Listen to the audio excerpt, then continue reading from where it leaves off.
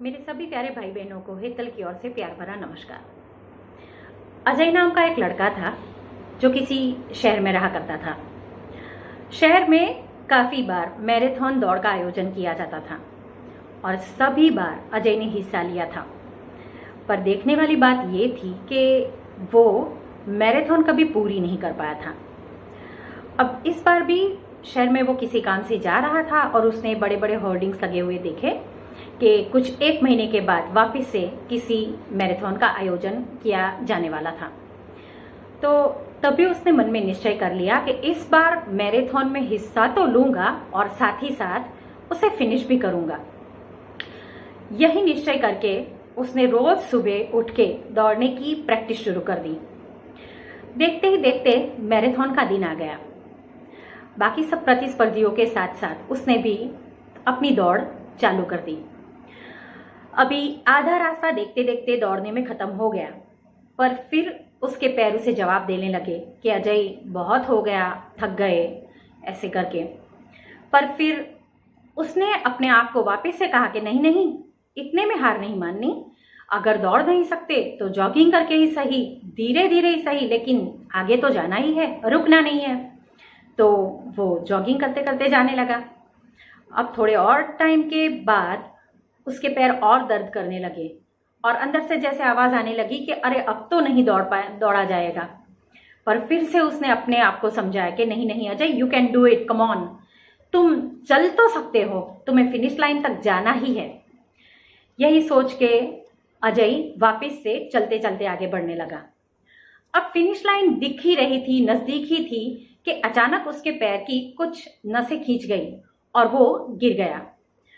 पर उसने देखा कि फिनिश लाइन तो बहुत ही नजदीक में दिखाई पड़ रही है और ऐसे में मैराथन तो मुझे किसी भी तरह से पूरा करना है, उसको मुझे अधूरा नहीं छोड़ना। तो फिर से वो खड़ा हुआ, लड़खड़ाते ही सही, लेकिन उसने वो फिनिश लाइन को पार कर दिया और वहां जाके वो फिर गिर पड़ा।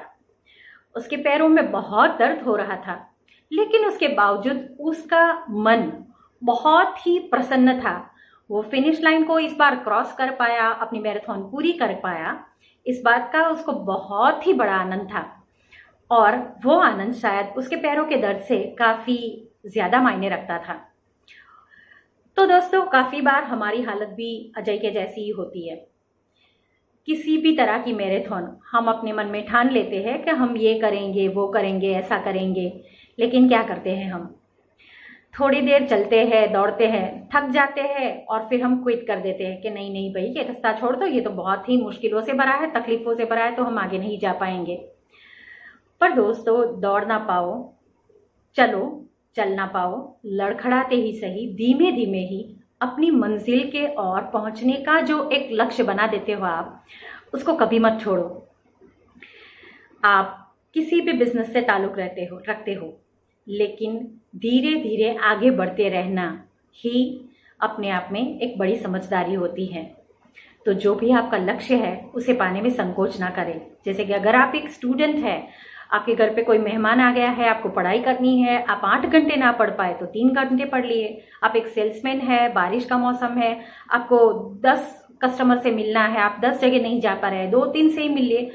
अगर आप दौड़ नहीं सकते तो चल लीजिए, लेकिन रास्ता नापना बंद मत कीजिए।